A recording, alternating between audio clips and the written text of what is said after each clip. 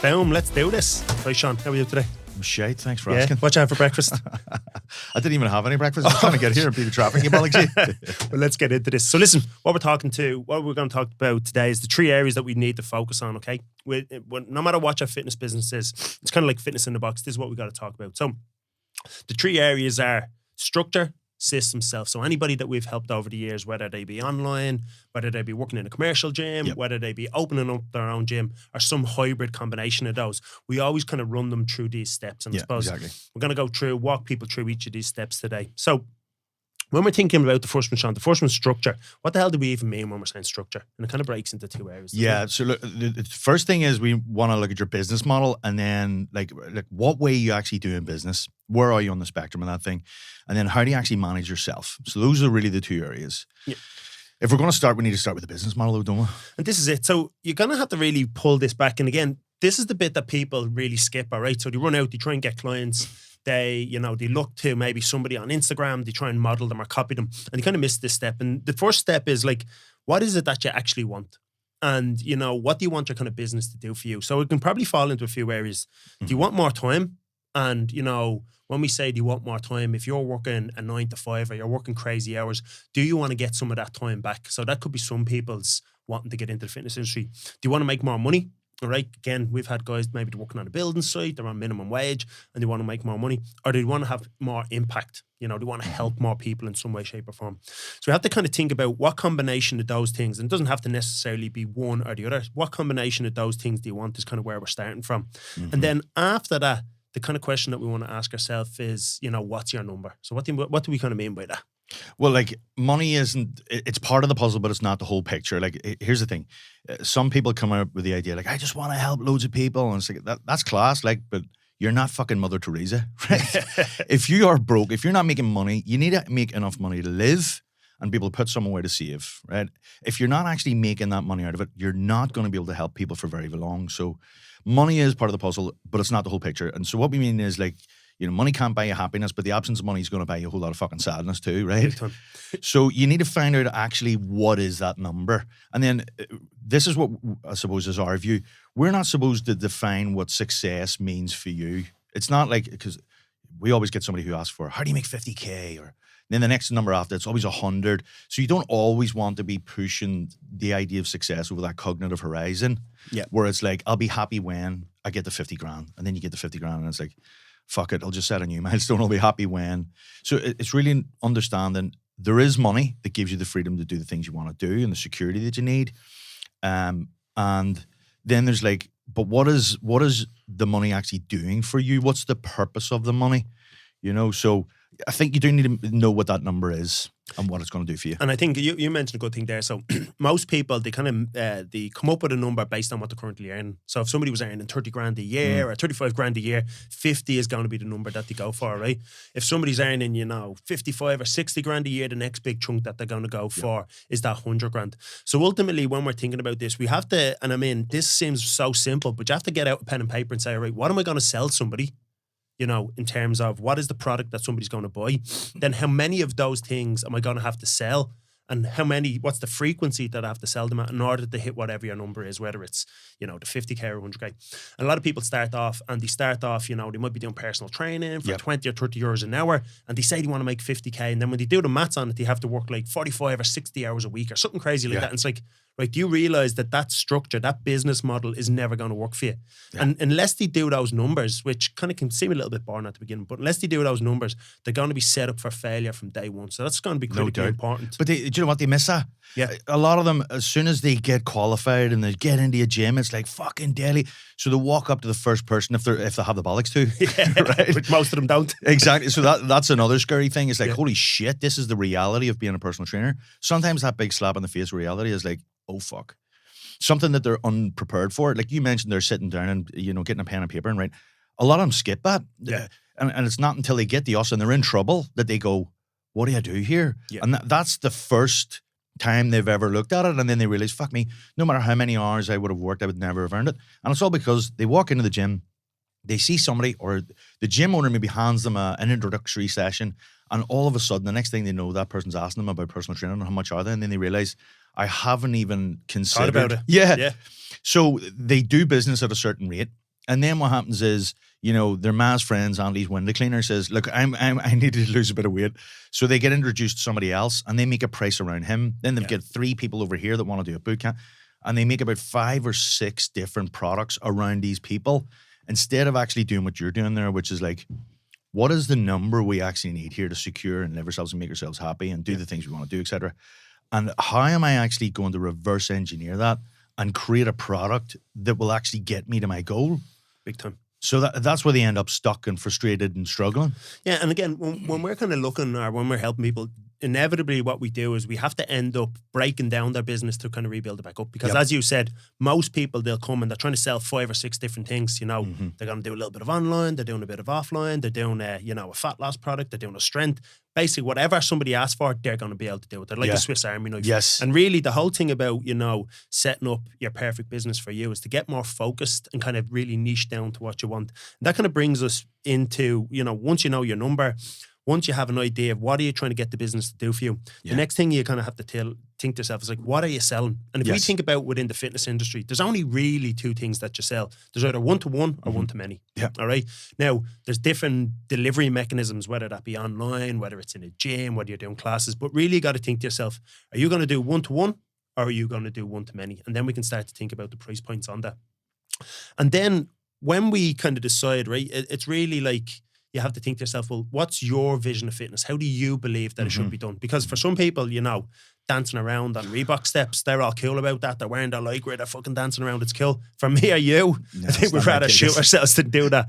But again, we're you know, it's not for us to say what's the best way. So the person has to kind of think like, what's their vision of fitness? How should fitness be portrayed? Does that make sense? Yeah, how should fitness be done? Like what's and that brings in like the kind of person you want to train too. It's like if you take this dude, like what is the kind of stuff that he needs to do in order for him to get results? Yeah. And would you be happy delivering that product, service, offering, or experience for that person?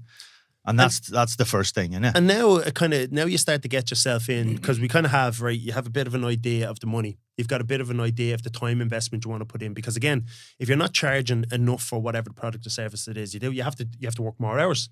And again, if time was important to you, you know, you want the time for your family, you want the time to do your own training. But now you get into a situation where you're working from like, you know, 5:30 a.m. all the way to like 6 or 7 p.m. You're not going to be able to sustain that. So all of a sudden your business model is going to break down. So if the time thing isn't working, obviously you've got problems. If you're not making enough money, you've obviously got problems. Or if you find that you're training the wrong people, like again, me or you going in to teach a spin class, I mean, not too many of them we're going to do before, like, listen, fuck this, I'm going back selling cars or whatever the case might be, right? So that's where the impact piece comes in. And we kind of have to think about our business model. And again, we said, you know, you're already going one-to-one or one-to-many. And you have to think to yourself, within the business models out there, it's kind of like we've got cheap and cheerful. And the way I'd kind of see it is like a spectrum. So if you think about, you know, something like FlyFit or a Bend On, I think they're around 30, 35 euros a month. And really what people are doing there, they're going in, they're renting space, they're renting equipment. Come and use these machines. You know, come and use these machines. Now, I suppose over the last few years, they have been upgraded. There's class and things like that. But most of the people aren't doing the classes. Most of the people are going in, they're renting equipment. Now you shoot all the way down to the other end of the spectrum, and you've got some sort of premium service where, you know, you're doing one-on-one with a personal trainer. And if these are the top trainers in the country, they might be doing blood work, or they might be sending you to a doctor to get blood work. They're looking at a lot of things, all right? And then they're individualizing your training based on all this data. And then you've kind of got people in the middle where you might be doing small group, you might be doing boot camp. So it's really thinking along that spectrum, where do you want to sit? And then does that give you the right time? Does that give you the right impact? And then does that give you the right money? Does that kind of make sense? Yeah. And would you, like, is that your purpose? Would you feel like you're giving a valuable contribution there? You know, and those spectrums. Are you making a difference, isn't it, in some way, shape or form? It's a nice way of putting it. And I suppose, is it unique as well? Because if you're doing the exact same thing as everybody else is doing, all right, and you can't differentiate yourself, well, then the only thing that people are going to do is just look at, all right, well, how much is this person charging? You're going to differentiate in price. It's a race to the bottom. In 100%. And you've got fights in all areas. I mean, you know, there's the volume brands over here that you described where it's like, yes, okay, it's low monthly, but you got to get a high volume of people in there. Huge amount of people.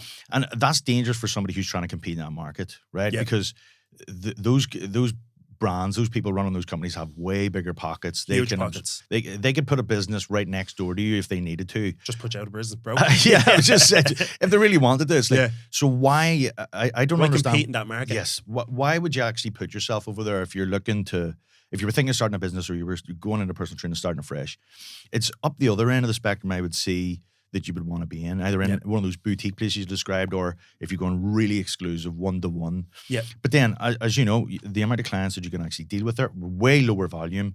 So you have to be a higher price, or otherwise it doesn't stack up financially. Yeah, again, so it's a kind of numbers game at the beginning, isn't it? And if you don't understand your numbers, I mean, you don't have to be an accountant, but if you don't have a bit of an understanding of your numbers, you're going to fail just out of the gates, you know what I mean? Yeah, you're putting yourself in a losing battle. I think a lot of people, because they don't understand that spectrum, try and compete with, you know, the volume brands of the world, like, and they're thinking, no, I'm going to just run fitness classes, and I'm going to do this. Like, well, Bendon does that better than you, in a bigger building than you, and the classes are free. It's like, consider the possibility that that's a shit idea. And you know, like, even as simple as some people might have a room that can take 15 people, and maybe they're charging a tenner a class or whatever, and it's like, they have a gym next door with free classes, and it's €30 a month. And it's like, do you realise that they can get 40, 50, 60 people into a class and you can only get 15? Yes. And you're trying to compete against them? Yeah. You're fighting a losing battle there, aren't you? Yeah. The margin on that business is going to be minimal. So it's like, again, a lot of those people end up going out of business or scrambling to try and do loads of different things all under the one roof and just work every hour God sends. So it doesn't really work out. And that probably leads us onto this next concept of, you know, once you've kind of thought about those things, then you got to think about, right, like, what we would call your value ladder, or what's the structure of your business, all right? What do we mean by that is that your business should have different levels or different entry points for different people. And, you know, how many steps on your value ladder is going to be dependent on what you're selling and the size of your business. But ultimately, you need at least kind of 2 or 3 steps, right? And we can talk through them. So the first step is like something which is free. And for a lot of people, it's going to be content, isn't it? Yeah, content-driven stuff, So you could be out there, you know, you could be putting stuff on social media, which is really, really simple. It could even be going up and talking to people if you're in a gym, right? So the first step, you're interacting with people in some way, shape or form. And it's this idea that we've all got a sphere of influence, all right? So if you work in a Fly Fitter commercial gym and the people walking in and out the door see you as the coach or see you as the trainer, and, you know, 50 people walk through the door a day and you speak to 10 of them, you've got 10 people in your sphere of influence. That's it, yeah. If you go on social media, and obviously, one to many. Yeah, it's one to many. You could be speaking to hundreds or thousands of people, right? Which can be a good or a bad thing. Yeah, it's both good and bad. So that first step of your value ladder, really, you got to show up. You got to be like, hey, listen, I do this, I do that, whatever your thing is. Communicate your message every day. Communicate your message to people every single day. All right? And ultimately, what you're trying to do is that big bad world of people, you're trying to pull people closer and closer to you, that they get to know, like, and trust you in some way, shape, or form. All right? So that's the first step on your value ladder, which is really simple and it's free. The second step on the value ladder is going to be some sort of low barrier offer. So do we want to talk through that for a little second? Yeah, like something that would be, like, they'll have to be out of their fucking mind to turn down. Yeah. Right? So you stack up the value here and you create an irresistible offer or a front-end offer or a tripwire. There's many ways of describing it, but basically it gets them across the barrier of free to actually taking their card. Paid in some way, shape, or form. They've paid. And usually we're talking about, like, they've taken their card out of their pocket and they've read the numbers across the middle, right? You've got some money in your bank account. Now the relationship changes. Yeah. So they're in some sort of a, let's say, a trial. And there's many ways that this is being done in the fitness industry at the minute. 7-day, 14-day, 28-day.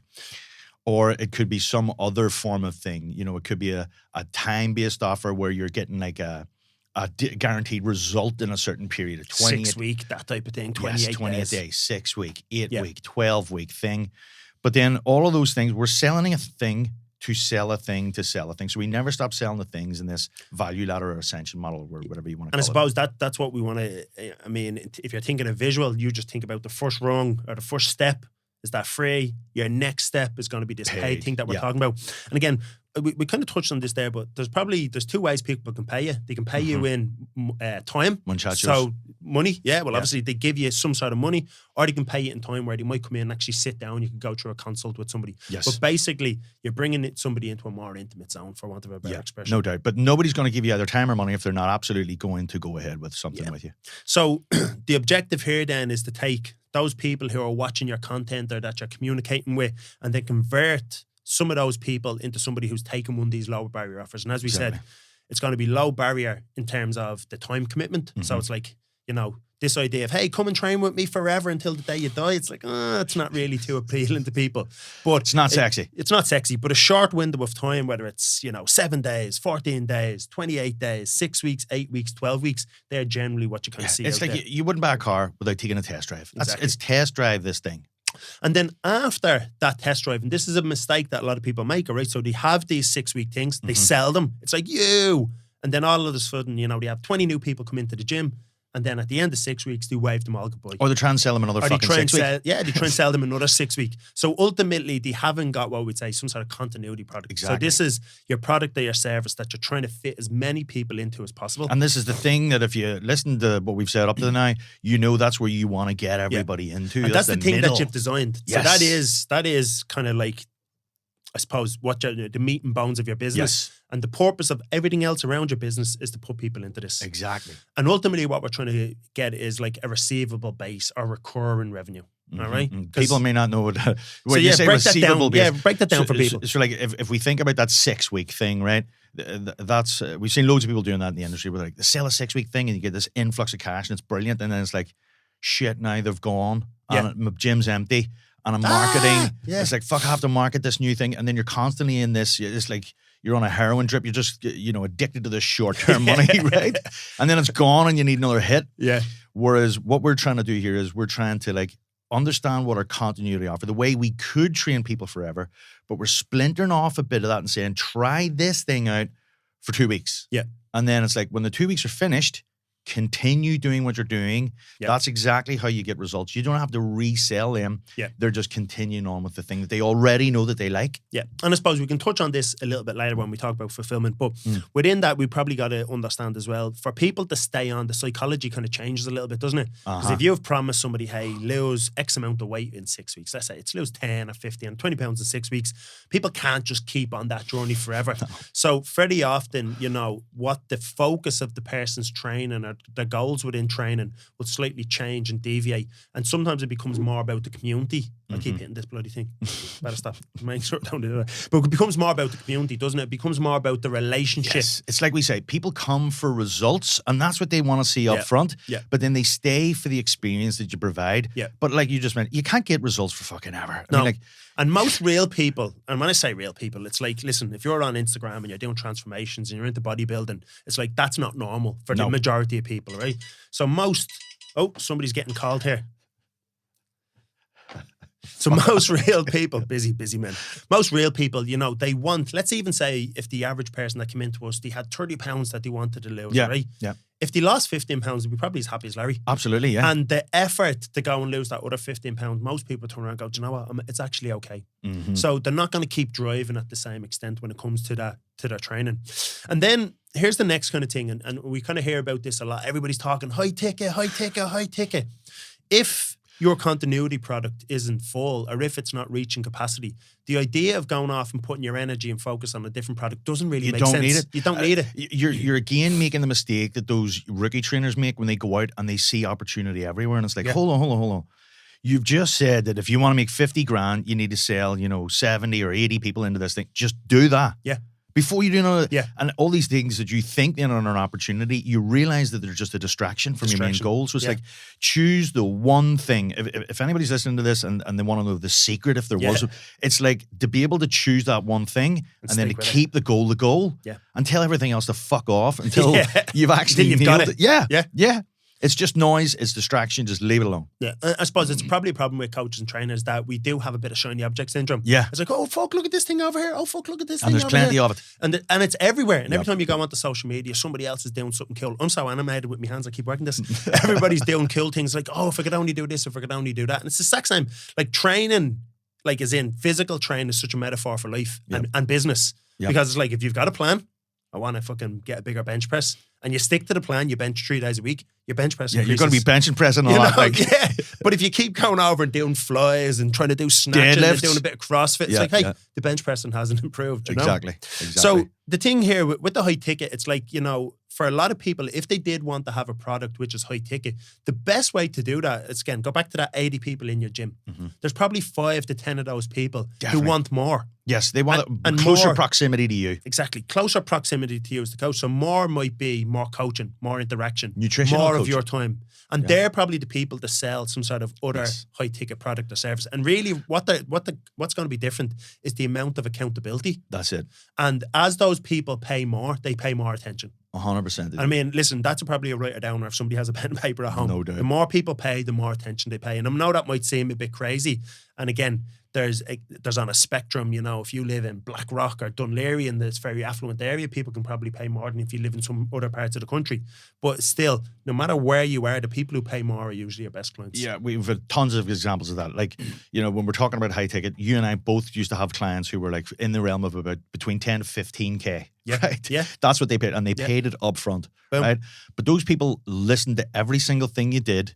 They Yeah. turned up to every session early. You know, Yeah. they paid attention, Yeah. basically. Everybody's had that, you know, uncle or auntie at a party who's like, hey, Jason, I'm trying to shift a few pounds. Yeah. And then you tell them Yeah. exactly what they need to do. And they do fuck all with Yeah. the advice. Yeah. Right? Then you're going, why didn't he fucking listen to me? Yeah. And then it dawns on you, oh yeah, because he didn't pay. And I'm 100%. just his wee nephew Yeah. who's a fucking asshole. Like, But what do I listen, know? you know, I've told this story a load of times, but I'll tell it again because I think it'll illustrate this point perfectly. But you remember back a few years ago, myself and Eilish were getting married, right? So I was at Yeah. a family party and one of the aunties was like, oh, you're getting married, you know, we all have to lose a bit of weight. We're all going to be fucking in dresses Oh, and all yeah, I that thing, remember, all right? yeah. So I said to one of the aunties, no problem, listen, come down to the gym at, I think it was like 10 a.m. and we'll go through a program. It's money and I can't afford it. I says, don't worry, I'll look after you. Come down to the gym, we'll get sorted. So I'm standing in the gym and with this frosted glass, all right, in the front of the gym. And I just seen this shadow go by. The next thing, another shadow, another shadow, another shadow. Before you know it, there's 10 shadows have gone by the window. Half my family literally walked in. My auntie walked in, her 3 daughters walked in, my cousin walked in, another auntie walked in. So there I am, 10 Were of them. you shocked? I was like, what the fuck? Fair play Right? for showing up. So showed up, day Right. 1, 10 of them walk in, all right? They're all training. Great, oh, that was brilliant. So remember, this is free.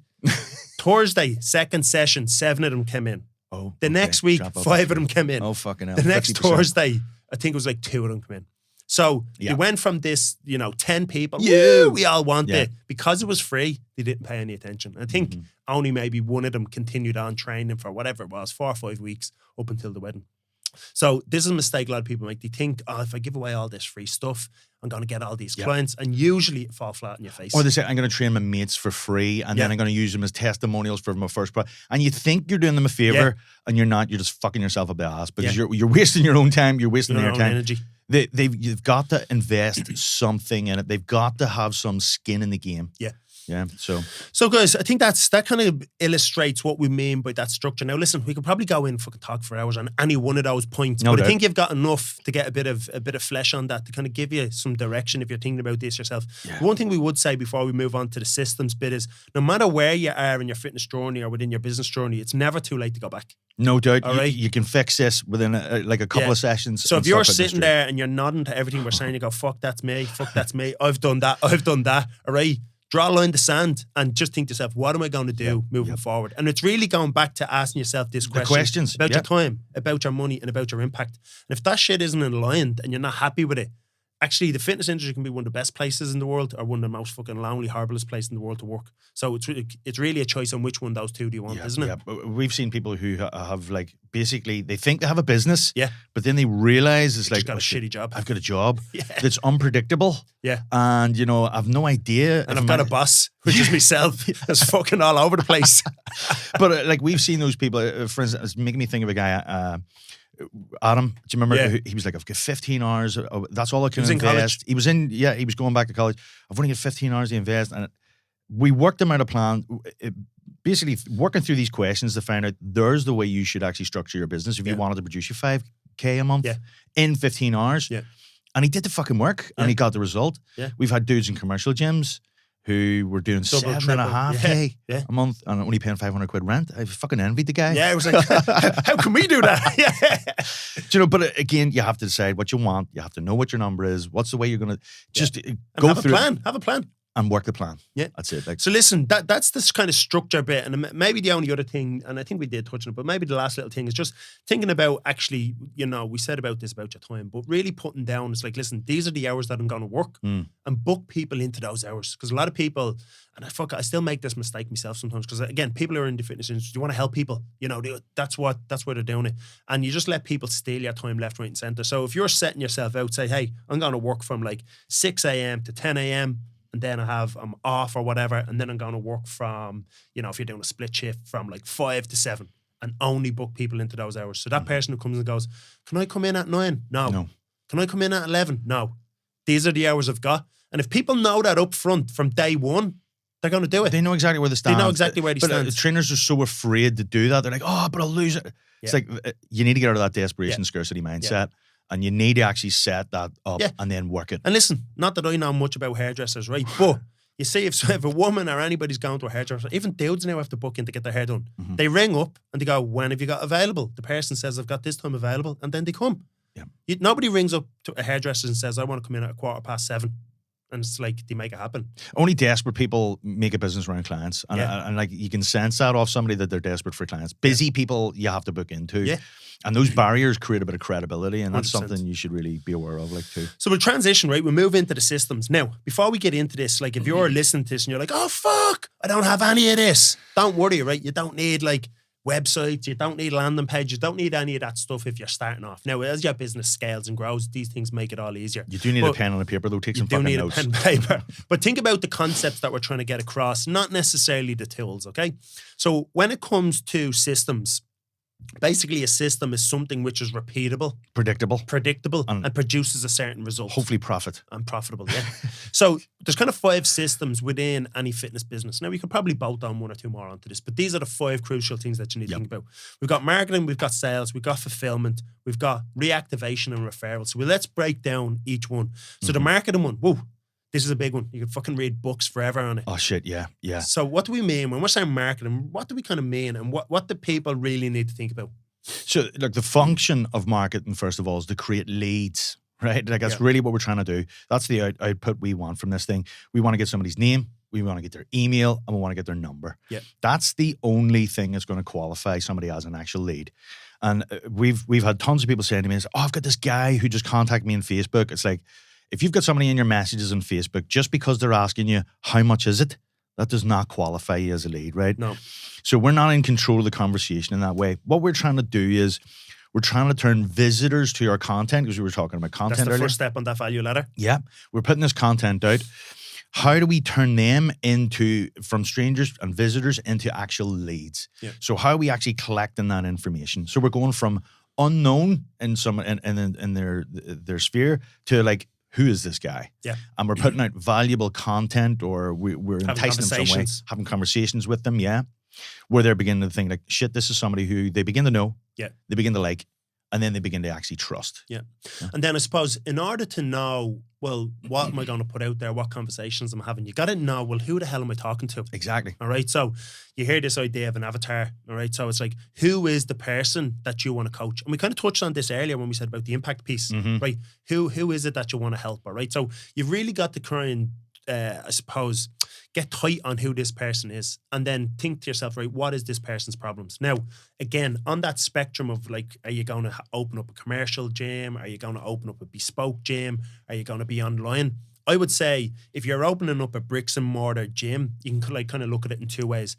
You can be somewhat broad. It's like, we help men and women over the age of 40 who want to, lose some weight, reclaim their health, get more living out of life. That's kind of, a way that you might go about it. Or you could be very specific. So you have some people, it's like, listen, we're a women-only gym and we help them with fat loss. Yeah, that can be very successful. And that can be very successful. Amazing, Now, there's 2 ways to look at that. The more niched you get, the less people you can possibly help, because there's a smaller pool of people.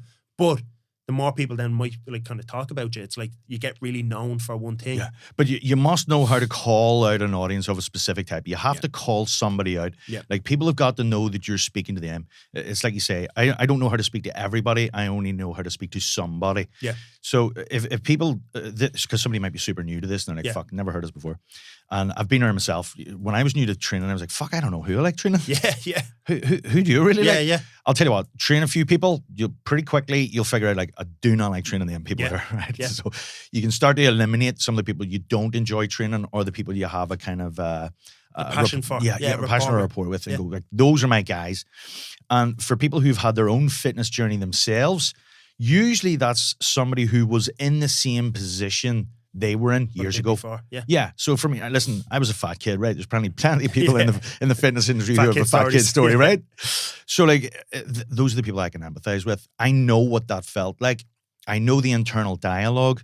I could enter the conversation in somebody's mind who is in that exact position, and that's fucking powerful. Yep. So if there's a saying, John Smith, if you want to know why John Smith buys what John Smith buys, you've got to see the world through John Smith's eyes, right? So if you don't know, think about your own fitness journey. Yeah. Imagine helping people who were struggling with the same things that you were struggling with when you first found fitness, and imagine leading them through their fitness journey and being their guide on the side. Yeah. How cool would that be? Yeah. And then it's all you have to do is think back to the kind of things that you were struggling with. Yeah. And now we've got the who. Yeah. Let's say, for instance, that person.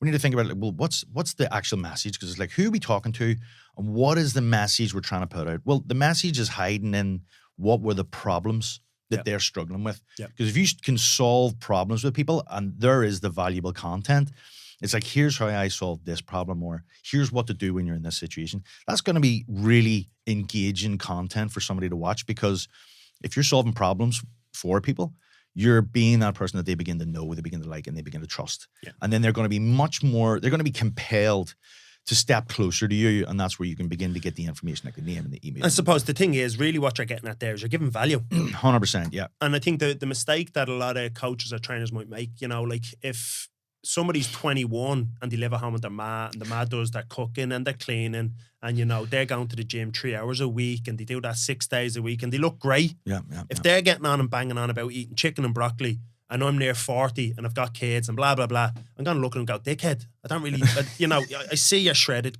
cool, right? But your ma still fucking gave you a lift down the gym, and she has your protein shake in the bag for you and all. So you don't understand my world. So I'm not going to like you or probably even trust you, the information that you're getting out there. So it's right, you have to get that alignment that right. can seem disingenuous, and that shows that you don't really understand that person. There's no credibility. Yeah, or you're making the cardinal sin of pitching everybody like they are you. It's like, no, you need to start where that person is, and you need to speak to them where they're at, not where like, I've got my shit under control, just do what I do. It's like, fucking hell, you're missing the point here, dude. Yeah, and this is the thing where a lot of coaches, I think, and especially when we're first starting out, listen, I've made this mistake. I've done this myself. I've been that fucking soldier. But it's like this person's come and asked me to help them get stronger or lose weight. I've told them how to do it, and they're not doing it. So it's their fault. All right. Yeah. And we don't really understand the person and the problems that they're going through. So this is probably one of the trickiest things. It's like really trying to get down, right? Who is this person? Yes. Again, going back to the avatar. What is the problem? And then think about you as the coach, or your product or your service is the bridge to get them from where they are now to where they want to get to. Yeah. And if you can communicate that to people, articulate that to people, and you're kind of bringing them on a journey, you're bringing them closer to you. And then you're putting out, the next step is to put out, whatever it is, your low barrier offer. Does that kind of make sense? And lovely, because I think that gets them an idea of how to start communicating a message that's going to attract the right kind of people towards them in their business. Yeah.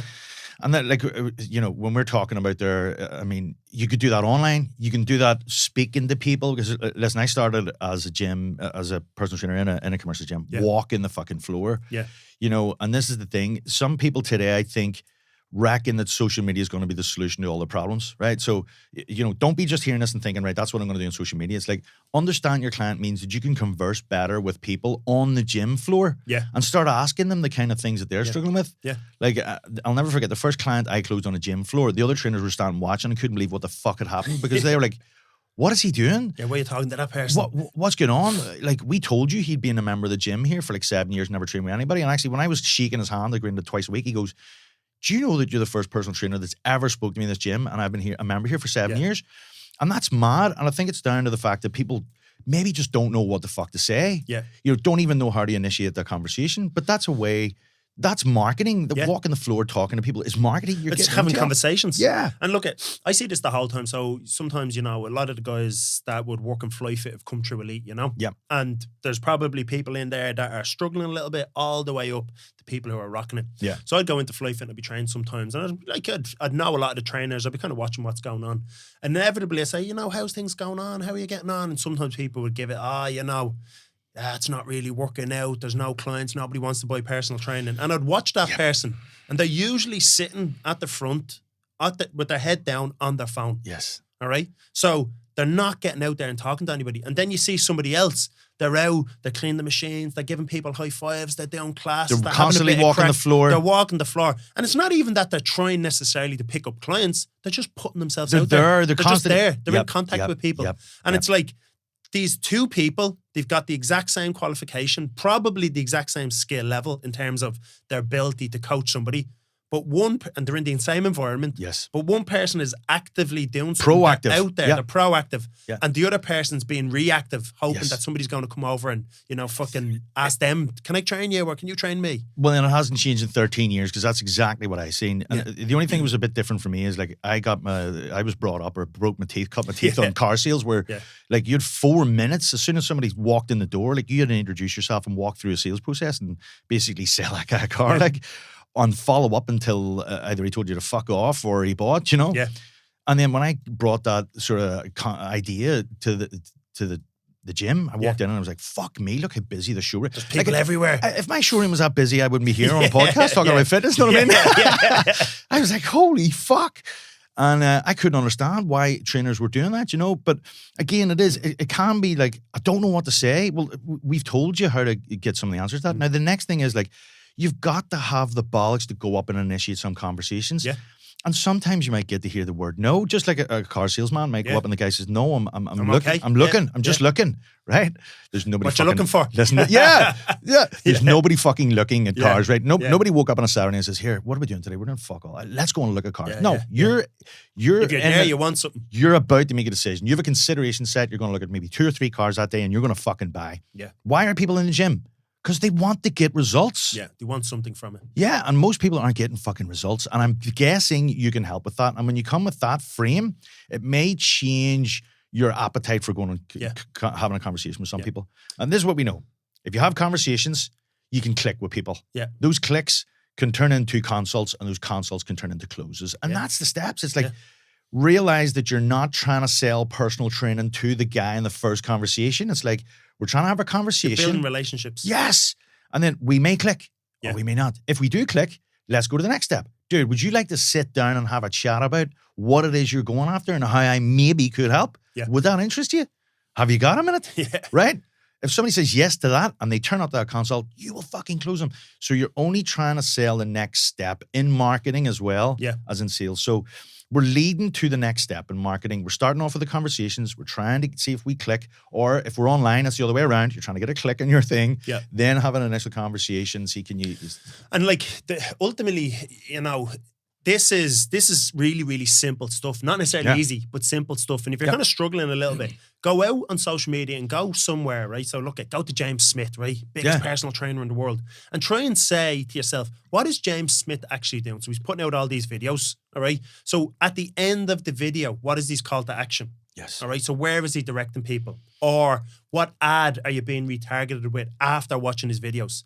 And try and kind of like reverse engineer what he's doing. Model what he's doing. And he's going to take you from social media to some sort of area where he can get your information. A place he controls. Get your name and your email. That's maybe for some sort of ebook or something like that. Now listen, you don't need an ebook, but we're just trying to get the idea here. And then after that, he's going to try and sell you into one of his programs in some way, shape or form, or sell you into a seminar, or sell you into a mastermind group. So just understand the steps. You can reverse engineer it and then apply that logic to your own situation. And that's crack if you're an online business. And if you're walking the floor, really what you're trying to do is get them off the floor into a consult room. That's it. Yeah. So it's the same steps, just in the delivery method. It's slightly... And I think so. Maybe the last thing we'll say in this is sometimes people want, like that's whole success swing and singles concept. Oh, yeah. And ultimately, like if you have a conversation, let's say we go back to the gym situation, somebody walks in the gym by you might go, oh, listen, how are you today? And have a bit of a what are you training? Blah, blah, blah. Leave it. on the way back out, say goodbye to them. You do that 2 or 3 days in a row and they're going to stop. Oh, listen, what are you trying today?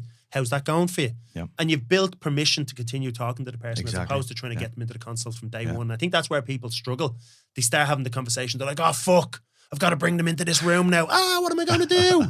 All right. They kind of get a bit of stage fright. Yeah. And that's why I'm mapping this out. Like, what is the next step?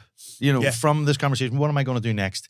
And always sell to the next step there. And, we've talked about online there. We've talked about in the gym. We haven't even talked about the stuff you can do offline. Yeah. I mean, we probably. Because, like, if you're a bricks and mortar business, or you're a trainer trying to get somebody to an area, like, you want to be like 3 Mile famous, don't you? Yeah, big time. So people in that area know you. Exactly. So there's tons of stuff you could be doing in your local area. We could actually do a whole episode just on the things that you could do on that offline. Yeah. But I mean, yes, online is great, and I know, but I think it can be a massive distraction. Like, so the personal trainer we talked about, who's maybe renting space in a place, if they are sitting on Instagram, trying to get that one reel that makes them fucking internet famous, or gets them discovered as an you're wasting your fucking time. Big time. Your people are walking around the gym, and if you're not conversing with them, you're mentally masturbating over the idea, right? Yeah. That you're going to somehow get these clients on Instagram. It's a fucking waste of your time. Because the thing about it is, right, again, on social media, to put something on social media is like, it can be tricky, right? It can be hard, right? You have to put a video out, blah, blah, blah. And people can set up a hurdle there. Yeah. But ultimately, sitting in front of your own camera and talking to it is easier than going up and talking to a human. And that's probably why a lot of people do it. That's why a lot of people do it. And they're like, and then they say to themselves, it's like, fuck, I've done something. Yeah. It's like, yeah, but have you done the right thing? They hide in that story of like, I was really doing so. It's like, no. You were busy, but you were not productive. Yeah. If you went and actually set yourself a target of, I'm going to have 5 conversations today. Yeah. I'm going to speak to 5 new people, and I'm going to understand those people. I'm going to seek first to understand. Yeah. I'm going to know what my offer is in the future. And over this week, I'm going to aim to speak to those people a couple of times. By the end of the week, I'm going to offer them a consult here. Boom. They would see a fucking very big difference. You're not busy. You're actually being productive. Yeah. And that probably transitions nicely into, let's get into sales. Because now Yeah. that we're transitioning from, you've had that conversation with people, people are raising up their hands in some way, shape or form. You're starting to have a conversation with them. The next bit is, right, how do I get somebody from, hey, yeah, listen, I want to know more about what you do, to they give you over the credit card details. 43193570, all that shit. All that stuff, all that good stuff. Well, the first thing is, like we said there, and this is the transition, like, people don't actually buy products. And especially in personal training here, I was in a beautiful industry before where you sold somebody a car and you wave goodbye and you never see you maybe seen them in a year, right? Yeah. If you're selling personal training, they're going to turn up in your fucking gym every day, right? Yeah. So they're not really buying a product. Yeah. They're buying a service, an offering, and an experience. Yeah. And they're buying into you first. So they're buying from people that they know, they like, and they trust. And I think that's important, that you actually know the kind of people that you do gel with. Yeah. I mean, how many times have we sold somebody, in the gym or otherwise, and went, I don't know what that guy is. Yeah, they're going to be a bit of a headbanger. And then they come in and they melt your fucking, and you're like, oh, fuck, here's this guy. And they don't fit in with the other people. No. That's the thing. And it's like, and everybody's looking and going, why'd you let him in? And it's like, you've got to curate Yeah. clients, don't you? You really do, because it upsets the apple cart of the other people there too. So people buy from people, and it's as important to know who to say no to Big time. as to who you should definitely be saying yes to there. And listen, if you're doing your marketing right, you should be repelling those people at the beginning Absolutely. anyway. All right. Absolutely. But every now and again, one might slip through the cracks. But Yeah. it is okay to turn around and go, do you know, actually, what I do is not going to suit you. Yeah. Yeah. But, and most people would turn around and go, well, actually, thank you. They'll respect you for that. Some people might shit the bed, but most people will actually respect you for it and go, hey, listen, sometimes we'll go, hey, the gym next door is cheaper. Do you know Or what? It's, whatever the case may be. mad you just say that there, because there's been some times, people come in and say, well, I really like what you do, but it's a bit expensive. Yeah. And you're like, well, listen, go next door. Yeah. Go next door. And they go next door, and then 5 minutes later, they're back in. It's like, what's wrong? Yeah. I'm not fucking getting there. Yeah, that wasn't for them. You know what I mean? That has actually happened. Funny, but true. So what's number 2 then? And then, look, the best salespeople know how to sell through the form of stories. So, like, look, facts tell and stories sell. And like the stuff we've been talking about here is, like, we've told a few stories. We've told a good few stories, and that really is what's engaging people. And the stories that I think people should concentrate on is when you're talking to a client and you're hearing like what they're struggling with and what their vision or goal or wish or dream for the future is. if you have a client that you've helped in that exact position, being able to refer or retell that story of how you've helped somebody in that position allows them to paint a picture of the future where success is not only possible but it's probable. Yeah. And people remember stories, don't they? Because that's the thing. They kind of implant themselves in it. And from childhood all the way up through, this is how we communicate as human beings. If you told someone a shitload of facts, 30 seconds later, they'd forget it.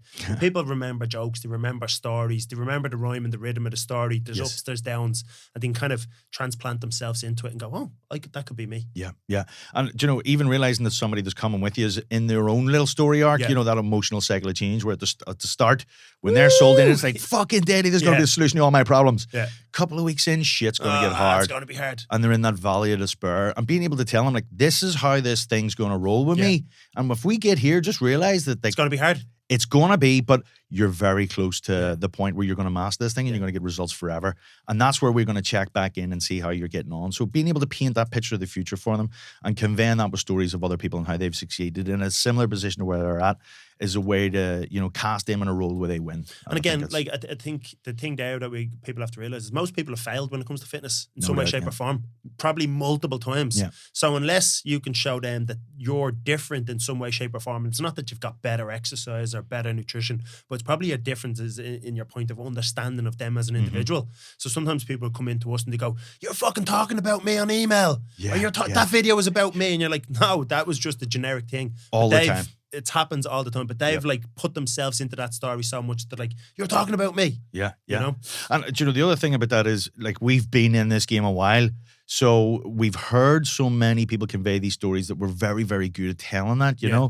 And if people are new to this, realize that that's another reason why you should be speaking to people, because hearing their story is going to allow you to communicate better with people, So what we got for number 3? Number 3. So this is the other thing. Do you remember in the Jordan Belfort thing? I hated that bit where he was like, sell me this pen. And then everybody thinks it's about fucking pitching it. It's like, sales isn't really about that. Like the income that you're going to get in your lifetime is totally dependent upon the quality and the quantity of the questions you ask. Yeah. So really selling is about understanding that person. It's the whole John Smith thing, You've got to understand him. You've got to walk a day in their shoes so that you can really empathize and understand their problem the way they see it, so that you can actually paint the picture of the future and show them the solution. Because again, it's like, it's really getting, what's their need, what's their want? You see some of the trainers and they're like, we've got dumbbells from 2.5 to 60 and we've got squat racks. It's like, well, fuck me, of course you've got fucking squat racks. Everybody has squat racks. Do is your squat racks better than their squat racks? Nobody gives a fuck. Half the clients aren't even using the squat racks. So it's like, unless you can actually understand what does the person really want, all that shiny shit they're just tools to get the result. Yeah, what do they nobody value? Really cares about lifting stuff up and down.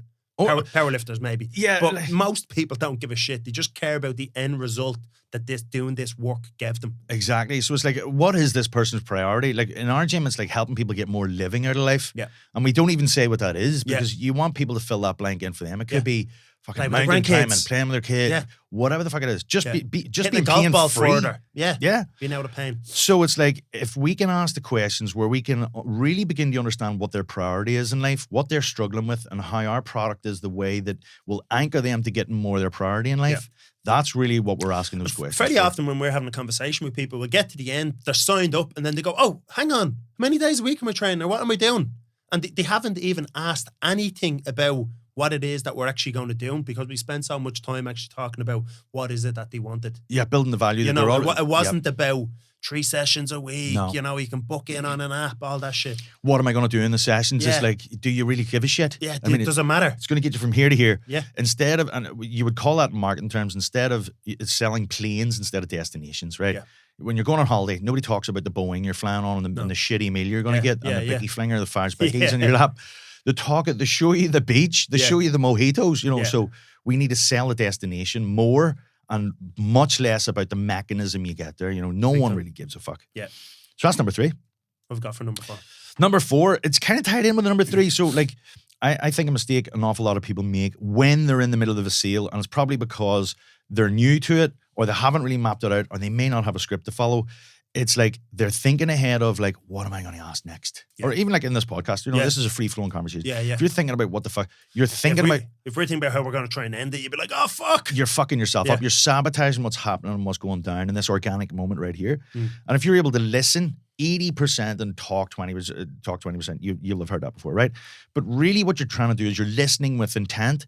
You're listening for the emotional content or the hot buttons, or when that person's describing the priority. You're watching their body language.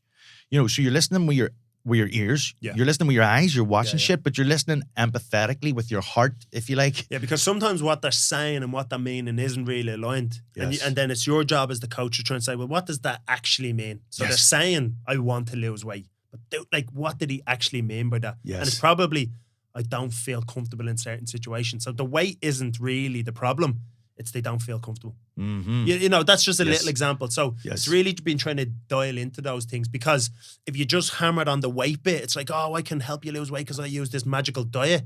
And you miss that I want to feel a certain way bit. Yes. There's way more power in the feeling than there Yes. is in the weight loss. In the logical number. Yes. Because like Weight Watchers, all this shit can do that. But does Weight Watchers really help you with that feeling, or, getting undressed in front of your partner or something like that? It's like, whoa, that's pretty heavy shit for people. Yes, and that is that emotional content rather than just that logical stuff there. So you've got to be listening for that stuff, and it can be easily missed. Yeah. And again, very often as trainers, I think that we can be action orientated and we want to jump in, kind of that writing reflex. We want to jump in and go, okay, you should do this, this, and this. And a lot of time then that says to people, you haven't really listened, they haven't really understood me. 100%. All right. So what have we got there? Next 5. And the last thing I'll say on that is, look, if you listen intently, people are going to tell you everything you need to know in order to actually close them. And it's about aligning that priority, what they want, and anchoring your product to more of that priority for them. So that's number 4. The fifth one, all of us have made this mistake, right? It's like, don't make decisions for your client. Big one. Right. Even back in car sales days, we used to have salesmen and we would give them the price of the used car, and they would have turned around and went, he's never going to take that little for his used car. And that's when we knew we needed to get rid of that guy, right? Because he was like, he's fucking done. But in sales, we also make the decision in personal training. It's like, that's really expensive. If we feel that way for ourselves, and the coaches that we've had working with us in the gym, if they're kind of like, that's quite expensive, they're never going to be able to say with certainty and belief that it's worth the price that we've put on it, and that's a big, big problem. And again, it goes back to this kind of idea. If you're earning 50 grand a year and, somebody asked you for €1,000 a month for training, it's like, that's probably out of their ability to pay that. Yep. So there's willingness to pay, ability to pay. But you could have clients that could be earning any amount of money, and like €1,000 might be pocket change to these people. And I know that can be hard for some people to get their head around, but that is the reality of the world we live in. We pay whatever, €2 for a bottle of water. I mean, in another country, that could be 10 cents. So that the same disparities are happening in Ireland, and weirdly, there's water sommeliers selling bottles of water for a couple of grand and shit. Yeah. You know what I mean? So, and we got this for free. So that's it. Don't make decisions for people. And again, you've don't got have your hand in their pocket. Yeah, you've got to understand again, who you're speaking to. Mm-hmm. When you're pricing up your products, probably the area you're in, there's a certain bandwidth of prices that we can charge in different areas around the country or in different areas around Dublin, but still have an understanding of, the value that somebody places on their own health, their own happiness. You can't put a number on that. Yeah. And if you're not investing in coaching yourself, that's going to be another thing. Yeah. Yes. Yeah. Because like if you're trying to get somebody to make a decision and you're trying to convince them or compel them to invest in something that you don't invest in yourself. Yeah, you don't use yourself. It's like, and you don't extract the value of that, or never have, or never intend it's to. It's going to be hard for you to see, isn't it? Very fucking hard. All right. Okay. And then I suppose the next one is it's a kind of a don't. Okay. Don't view sales as manipulative. Yes. I think, especially if we're coming from personal trainers, we're probably the most passionate people about what we do in our industry, right? We want to help people. I'd say that's the reason 99% of us got into it in the first place. It was a want to help other people. The other 1% shouldn't be fucking in it. Right? But if you're in that because you're motivated by actually helping people and seeing the results and sharing what you know so that people can grow, then this sales thing, it's like, I don't want to do that. That's meant to be. It's like, whoa. I think we need to reframe this and see that like all you're doing is you're giving this person the knowledge, the tools, the skills, the information, whatever, in order for them to grow in their fitness journey. So you're going to be their guide on the side. Yeah. If you're absolutely certain in your ability to help that person go from their A to wherever they've defined B to is, if you're certain in your ability to do that, all you're doing is you're transferring that emotion of certainty and your ability to help that person to that other guy. Yeah. Or girl or whatever, right? And when they feel that transference of emotion hits a sort of a tipping point where they go like, I'm making the right decision. And that is really when the sale takes place. So we're not trying to get somebody in a persuasion headlock or use some sort of Jordan Belfort shit here. Right? It's just helping people make decisions that they should be making by putting real raw information in front of them. That's and it. it's a real Irish thing as well, though, isn't it? You know, because we've been to all over the place doing different courses and things like that. And like, you're in America and motherfuckers, they'll sell anything to anybody. Yes. You know, we Yes. were there before and somebody was doing a charity thing. And they were like, yeah, but we're going to take 50% of it. And I was like, you can't do that. How can you take 50% of the charity's money? He goes, well, did you want the other 50%? I was like, Yeah. space. Or the girl with the collagen protein that you had a real Yeah. dislike for. Like when you, do you remember that one? It's like, you can't be selling that collagen. It doesn't fucking work. It doesn't work. And she was like, our clients wanted to buy it. And you're Yeah. like, you couldn't. I can see you going. And again, it's like, you know, if you come at it from that thing, it's like, you know, there is this kind of thing where it's like, oh, selling is bad. And if you have that attitude, it's like you're fucking yourself right over. Yep, You know yep. what I mean? And even if you want to do charity work and you want to give, you know, you want to help all these people, if your business generated more money, that would give you the capacity to help more Yep. people. Yep. And like, that is a fact that you can't get your head, like you can't move away from that. But if you're struggling and then you have to leave the fitness industry because you can't pay your bills, well, you can't help people. Yep. So it's just a little perspective shift. you And know? listen, I've seen people way more knowledgeable than me, probably better coaches than me, that's happened Yeah, to yeah. because like they They've had to close their couldn't doors. drop that story of Yeah. like this is manipulative, it's wrong. Yeah. So if you don't reframe that and start coming at it from an angle of like I can help more people if I give myself permission. Yeah, To 100%. just say what I know about my product and with absolute certainty and conviction, sell it to somebody. Yeah. Big time. That's it. Then the next thing is really there's only 5 obstacles Ooh, to these any are big sale, ones. and this comes from Zig Ziglar, but I love this. So if I'm giving anybody a tip in sales, so there's no need. We kind of spoke about that as well there, where you said like if you go on the weight loss thing, but you didn't get the feeling, Yeah. you're going on with the wrong. You haven't defined the real need. Yeah, and it's very easy for them to say, nah, I don't really want that. Yeah. Like, you know, if there's a man in the 40s or something like that, and we used to think back in the day, people want boulder shoulders and fucking ripped abs and blah, blah, blah. And it's like, most dudes just want a flat stomach. Yeah. Like, if you look down, you don't see a dick, right? Because your belly's in the way. It's like most dudes We'll pay money. will pay money just to get a flat tummy. They don't need abs. Like, that is a reality. All True, right? true story. So define the right need and don't move forward with something that's not real or like that's missing that emotional content. We we'll might say. need a bleeper on this one. Maybe. So we've got No need. need. That's going to be one obstacle. Hurry. They're like there has to be a reason to do Now. it now. Yeah. So if there's not, then I can make it. Right. I want to think about it. Nobody wants to hear those words. Yeah. And actually, people are looking for somebody to lead them to the next step. Yeah. And if you can't do that convincingly, Yeah. they're going to go to the next person. Yeah. So again, people are in gyms, they're having consults because they're very, very close. People are in car showrooms because they're very, very close. And it's the You've person got to who be can- able to push them over the edge That's and exactly get it. them to go now. Yeah, so have some hurry. Desire, and again, this is going from like your need there, like this is the need. The desire is like painting the picture of the future. Yeah. Where, their goals, their wishes, their dreams, actually understanding what that looks like for them in the words that they would use to describe it. And you're going to get that. If you're sitting in a consult, there's where those questions come in. Yeah. Where are you now? What are you struggling with? What would have to happen in 12 weeks us working together for you to say that's the best money I've ever spent and go recommend me to all your friends? That kind of a thing. Yeah. There's the real desire, getting that kind of thing. And then the last one, so that's need, hurry, desire, then trust. Like, do they actually trust this person? Yeah. And that's going to come down to like this. Have you dropped the story that you're manipulating people? No, you're helping people make decisions they should make. And if you are absolutely certain in your ability to help that person, it's going to come across in the way you're talking to them. You're transferring that emotion and people will trust that. And you know, like the trust bit goes both ways because Yeah. very often people don't actually trust themselves. Yeah, very good It's point. like, I can't do this, and that's the story they tell themselves. And because they've failed so many times, but that brings back one of the points that you said earlier about telling stories. Yes. Here's Mary. Mary's had 3 kids. She's been on this journey, da. When you tell them that story and they can kind of Mary's a little bit like me. Yes. And she's had all these failures, but she's after coming through the other end. It's like, oh, fuck. If Mary can do it, I can do it. So that's another... It justifies their failures, allies their Exactly. suspicions, and Throwing shows. rocks at the enemies. Yes, exactly. Yeah, it's doing all of those things. Yeah. And then the last thing is like money. Yeah. So sometimes you've got somebody who just cannot afford what you're selling. So like, don't sell broke people. Yeah.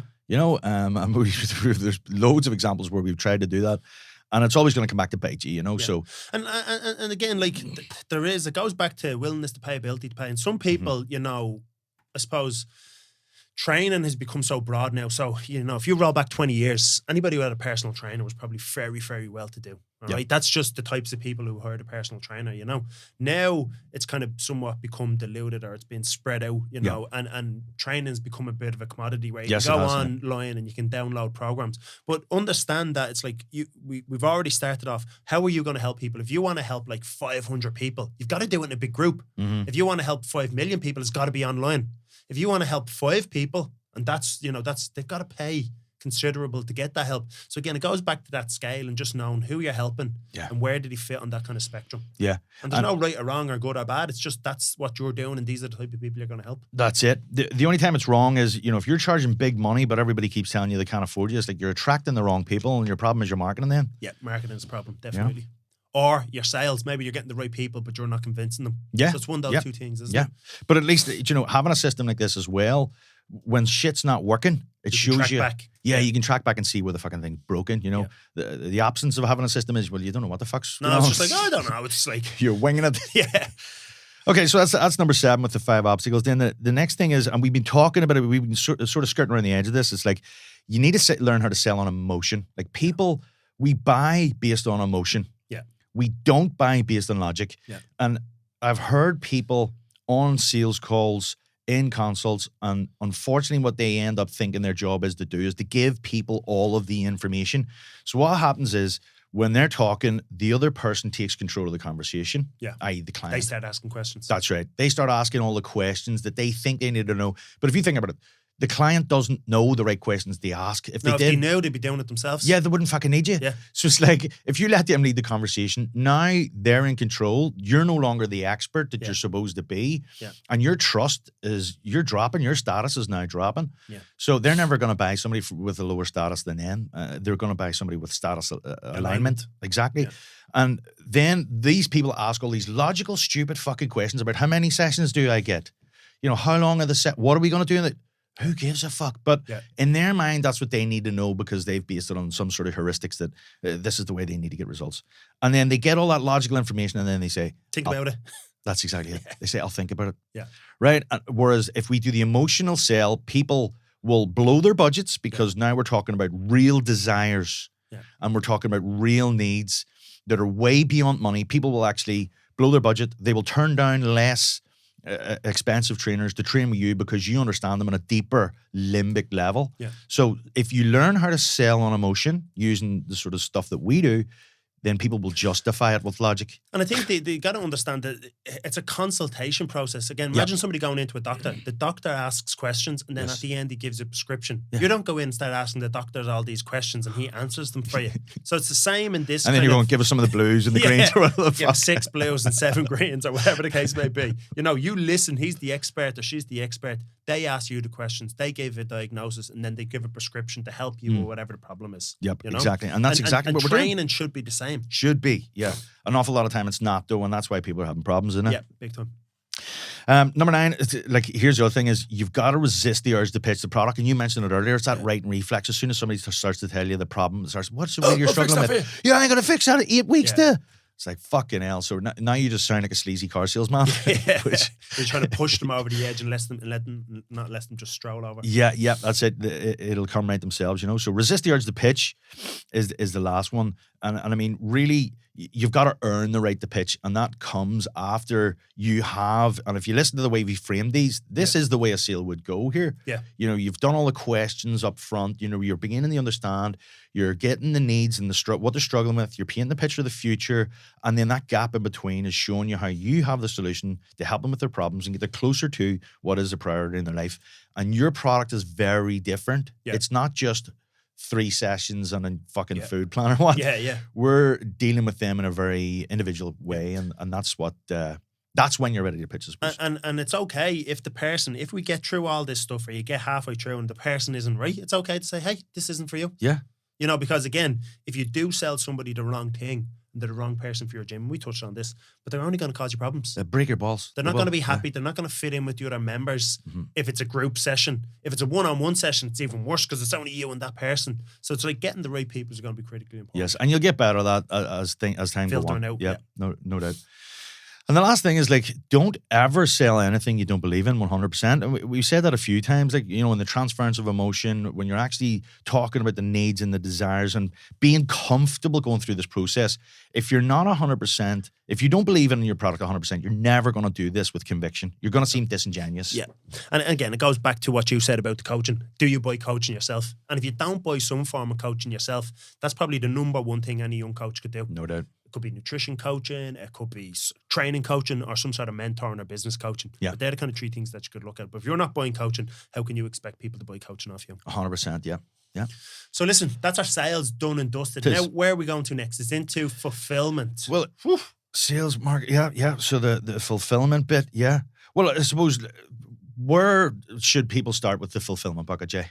Well, really, again, it goes back to thinking to yourself. So again, I hope people are starting to see how everything we're saying here is reverting back to the structure. Yeah. Because, all these decisions that you're making is going to come back to the structure that you set out on, for your business. Yeah. If you don't have any structure, you're going to be fucking all over the Go place. and listen right? to the structure bit. Yeah, go and listen to the structure bit.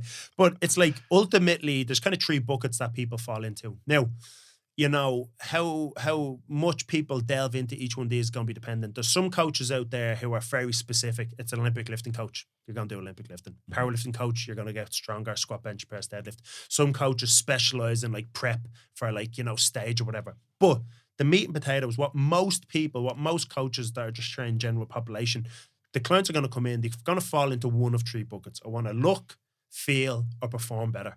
So look is probably going to be composition. They're going to lose a little bit of weight. Feel, you're probably going to help them with mobility and that type of thing. And perform, again, performance for these people might be, I can run up a flight of stairs, play with your grandchildren. That might be performance. It doesn't necessarily, squat 100 kilos or anything like that. And when we think about our programming, then we're going to think, are we programming for people in an individual setting, like one-on-one, or are we programming in a group setting?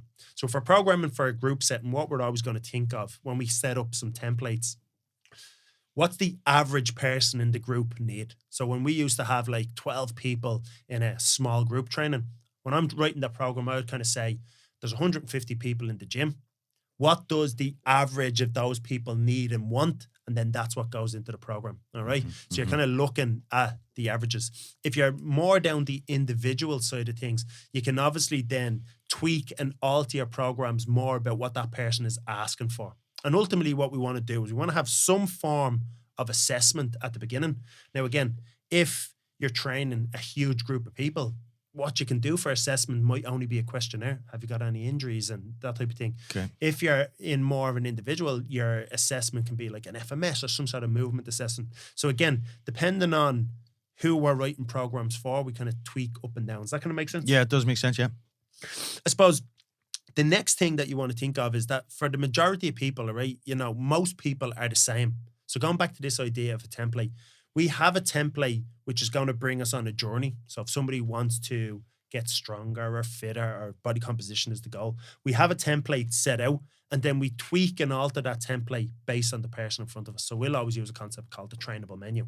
So for each person, what is on their trainable menu? So if day one is a squat and a core exercise as an A1 and A2, well, your squat could be like double kettlebell front squat and mine could be a goblet squat or whatever. So we're just tweaking that template based on the individual because a lot of mistakes, I suppose, young coaches make is they sit down with a blank piece of paper and they go, what am I going to do here?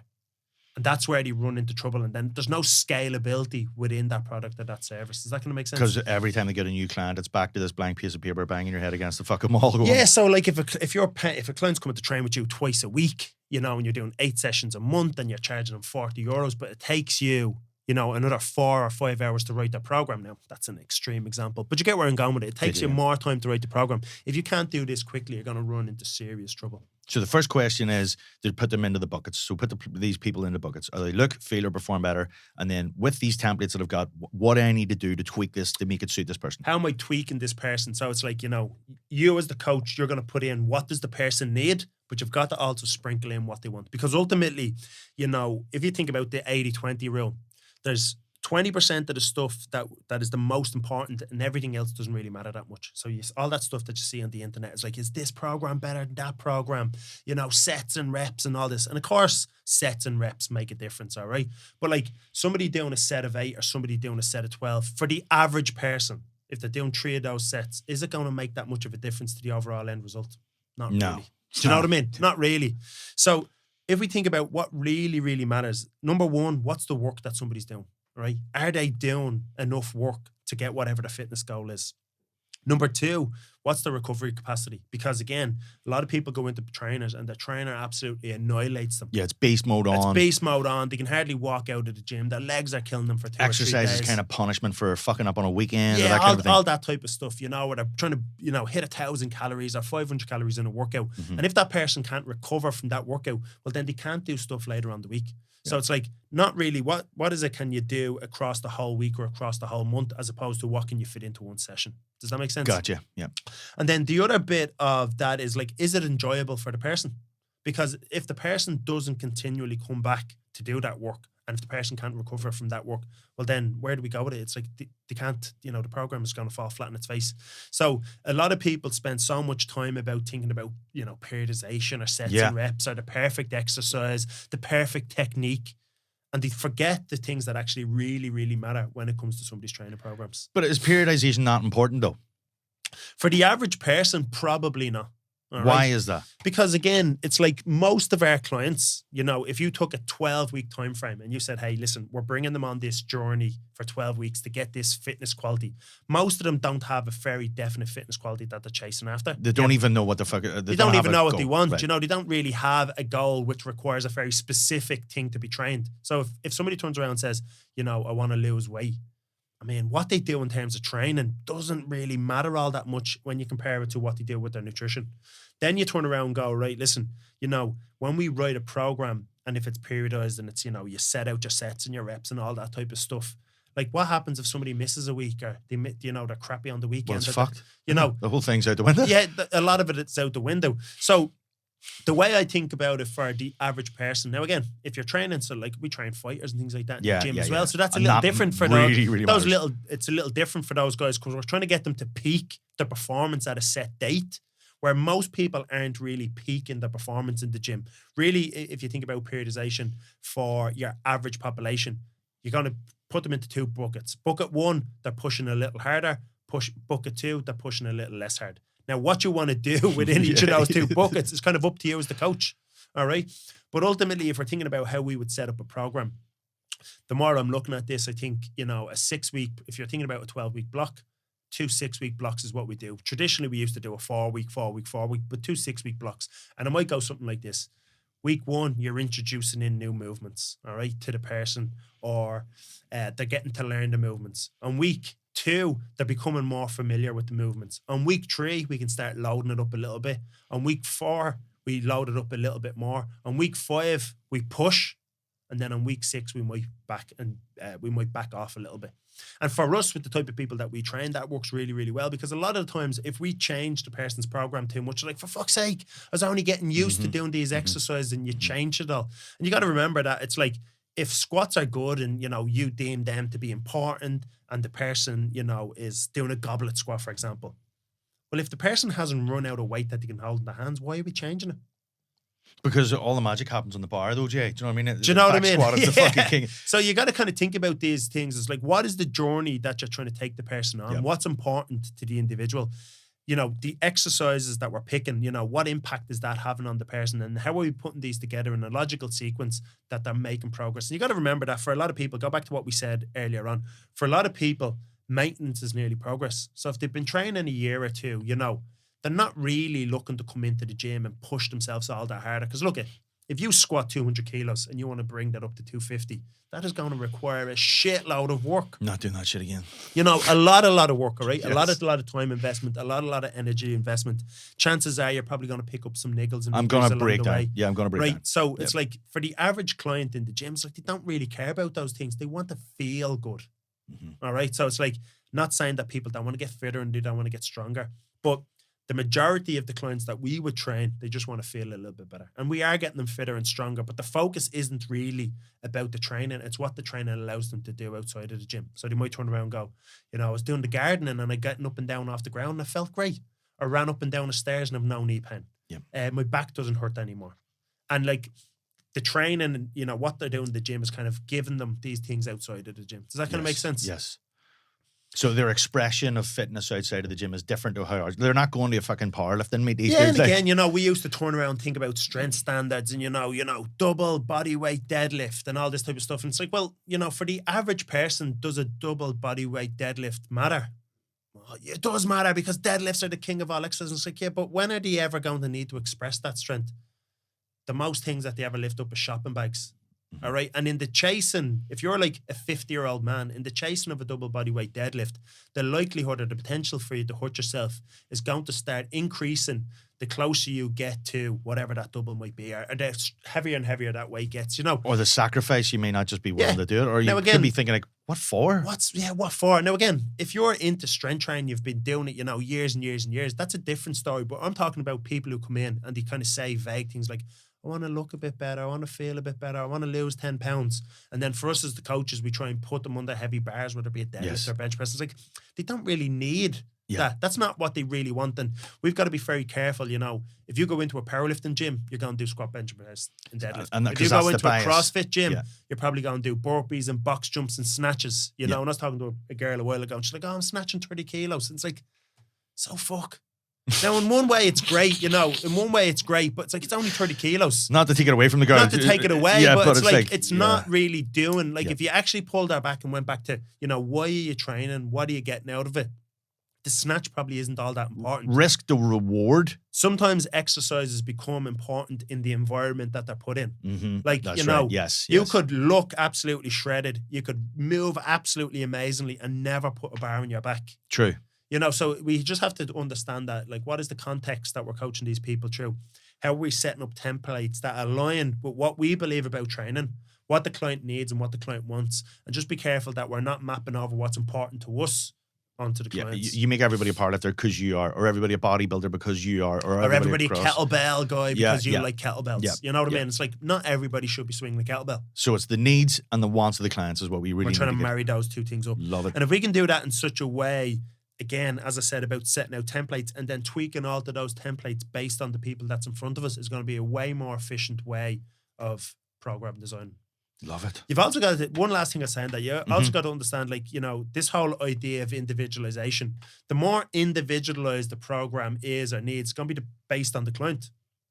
Because not like a lot of clients, they don't need that level of individualization. Because again, if they're doing some goblet squats and they're doing, like a floor press or push-ups, it's like, it's not like we're deloading and undulating the loading and things like that and taking into account they're on a competition and taking into account their holidays. It's like they're just on this little journey where they're working out. Does that make sense? Mm-hmm. You mentioned that earlier. You're saying like there's periods where you're going to push a bit less and periods we're going to push. And that's kind of like you're expecting something here. And here you're kind of, what you said was like maintenance is almost progress. Talk to me about that, because we also talked about offers and how you would get results and experience. So so again, like a lot of clients, go back to weight loss, because this is one of the easiest ones to talk about. So if somebody wants to lose weight and they're coming into you in the gym, the type of training you're doing is probably going to push them a little bit. It's going to push them out of their comfort zone a little bit. They're probably going to be pushing the cardio. They're going to be pushing the weights a little bit. And obviously their nutrition has to be on point. So they're expecting this result in a short amount of time. So go back to what I said about work. Everything that you're doing in the gym, no matter what type of training you're doing a certain volume of work. Mm-hmm. Now, within that period of time, the more work you can do and recover from, the quicker the results you're going to get. Yes. Does that make sense to people? Perfect. And again, don't worry about sets and reps. Just think about work, right? We're doing work. So, but you can't just keep accelerating that work on forever, because your recovery is going to come into play. Yeah, you're going to go in a hole. You're going to go into a hole. And again, even if you think about it, like even psychologically it gets hard. So go back to if you were like pushing up your squat, your deadlift, or your powerlifter, like every day going into the gym is nearly like a mental battle. You're going to war with the weights, all right? So the average person doesn't want to do that. So we're going to have periods. It could be 6 weeks or 8 weeks or 12 weeks where somebody can push really hard, maybe leading up to a communion or their holidays, probably like a wedding, something like that. And then they're going to back off and go back to, you know, some form of normality where they might be drinking on the weekends and having more takeouts and that type of thing. And that's 100% normal and okay. The training is going to back off a little bit. And then it might come a period where they can push again. You know, let's say for me, even at the moment, right, we're moving house, you know, work is busy. So I can't, or maybe can't is the wrong word. But in terms of my energy to invest in things, training is not number one priority at the minute. Does that make sense? Yes. So it's like down the list, or it's down the totem pole of priorities. So we got to think to ourselves, we've only got so much adaptive energy in our life. People give it to work, people give it to family, people give it to training, and then other circumstances come in. So, you know, if you're a professional athlete, your training is probably your number one priority, and your family and your work come after that. Yep. But we've got to understand that the people that we train, the general population people, training is probably fourth or fifth in terms of their priority. So how much energy you can give into it is going to be somewhat And taken away. this is a mistake a lot of trainers make. They're looking at some dude, you know, that they're training, and they're going, why does he just not fucking get macros? Yeah. And that guy's looking at him going, why don't you get finances, dude? Yeah. You know what I mean? Like, Yeah, you know, exactly. he's a fucking gazillionaire, right? Yeah. Driving around in a Bentley, and Yeah. like, you're sitting there giving him They've shit. just got because different areas of life sorted out. That's Do you know it. what I mean? And they haven't got this training thing, and they need you to convey it in a certain way where Make they're it easy showing, for them. make it easy. Yeah. And the whole needs and wants comes in that thing. Okay, so you've talked about pushing on a bit. Like, if we were tying that in then, because we were talking about IOs, like irresistible offers, where we are pushing on a bit. Is that right for everybody? Is there, or is there people that it's right for, people that it's not right for? How would you marry In that? terms of the training program for your irresistible offer? Well, yeah, because like they're expecting a bit of a result there, right? Yeah. And we would interchange those things. Sometimes we'll do like more of a trolley thing and more of an IOE thing, and there's reasons behind that. And What look, are they? a lot of times, you know, somebody could be doing the exact same program, but their intent is different. Nice. All right. So, you know, two people standing side by side in the gym, they could be doing the exact same exercises, sets and reps. But one person's attitude could be, I'm going to push myself as hard as I can safely. Mm-hmm. And the other person's attitude could be, I'm going through the motions. Right. So it's just a psychological switch. So the training program could be the same, but how hard somebody's pushing themselves and ultimately how hard they're pushing themselves is going to dictate the work that they're doing is going to be totally different. Does that make sense? So then the frame they've been brought in on, Exactly. and then the intent that they're carrying through is different. Yeah. And again, if you go back to the question about periodization, within periodization, there's going to be periods of time where your volume is a bit higher, usually moving into a period of time where your intensity is higher, usually moving into a period of time where you've got a realization phase. In real life, the same kind of thing happens because life is kind of cyclical, and you can talk to your client about, hey, listen, you know, we've got 6 weeks here. You're not traveling, all right?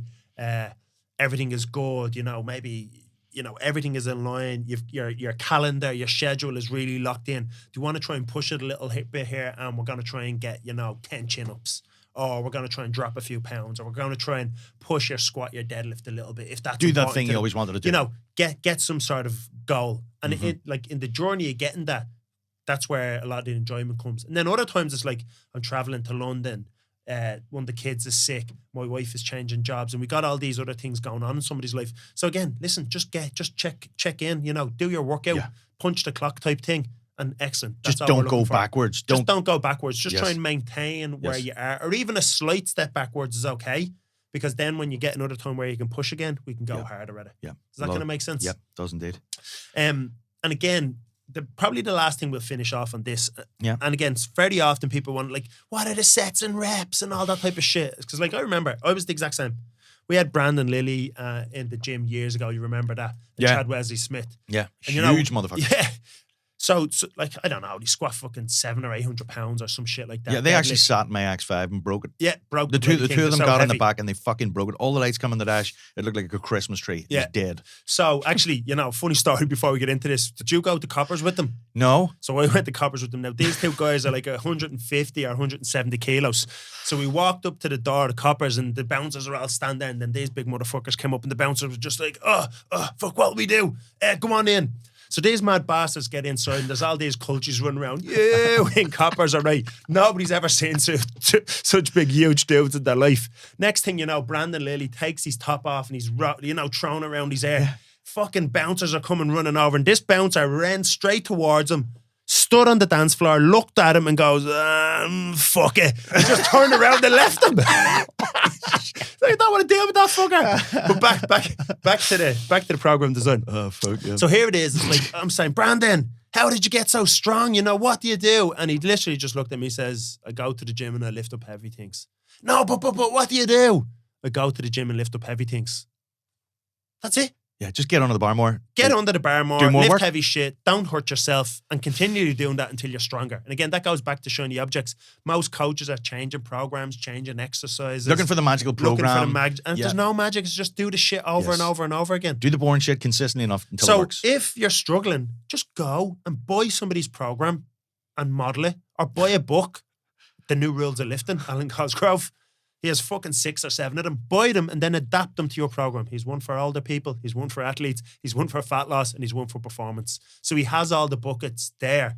Just go and model the We programs. don't get any money if you buy his books, by the way. We don't, we're but not on he any might send us something nice in the post or a something. Christmas card. Christmas card, exactly. But seriously, go, like, these are, think about a program as like a recipe. Yeah. If you wanted a really cool recipe, you go and fucking get a cookbook, Yeah, don't you? yeah, of course you do. Yeah. And you don't go and change all shit. You No, know, you if follow the it's- fucking you recipe. fucking follow the recipe. Yeah. You do whatever the recipe says, and then you tweak it and you change it when you get a bit more expertise under your belt. So if you're struggling and you're young in the fitness industry, just go and get some books.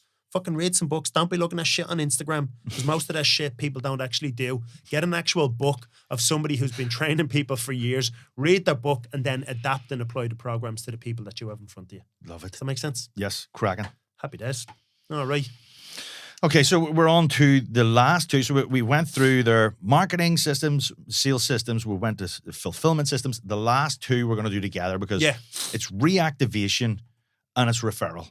Yeah, and look, reactivation, what does that mean? So if you've been training for any period of time, you're going to have clients that have come to you, you've trained them, and for whatever reason, they move away, life gets in the way, just there's a natural transition where, they go on, they want to do something else, and Yeah. they leave, and that's Yeah. totally normal. And ultimately, the job of a coach should be to make people autonomous, that they don't need you, all right? Now, they might want to stay coming back to you forever, but they don't need you. And really, reactivation is just your ability to reach back out and touch base with people and go, hey, Sean, what's going on in your life? Open up a conversation again. Again, you're just back to open up a conversation. Yeah. It could be like, hey, Sean, I've got this new program. I was thinking about you, and I think it'd be perfectly suited for you. Do you want to know more about it? I was thinking about you in the shower. I was thinking about you in the shower. Do you know, like When I was looking down. if you've been in business more than 90 days, you're probably sitting on a fucking gold mine there. Yeah. How many times could you think back, like where we were sitting in a mastermind room and we were like, dudes, have some people left your gym? I mean, every fucking hand was up. Send this message now. Yeah. Does anybody want 5 clients Yeah. now, like before Yeah. we leave the fucking room? And there are ways, I mean, like Dean Jackson's an expert at this. He's got like 5-word email. the 9-word email, yep.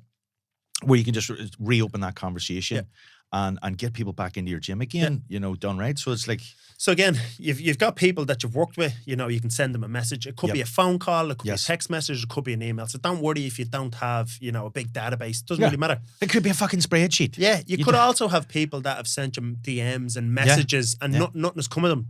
You can just go back and message those people again and just open up that loop of a conversation. Yeah, it shows the over. importance of keeping track of them things. Like when you do get clients, if you don't have a CRM, if that's not where you're at, okay, great. Just get a fucking spreadsheet, put the names on it. Like. And then you might just turn around and say, hey, this Google that. this reactivation process, depending on how long you've been in business, you might just try and do a reactivation once a quarter. Yeah. Or you might turn around and say, I'm going to reach out to one person every week that I've previously done business with or have previously communicated with. Boom.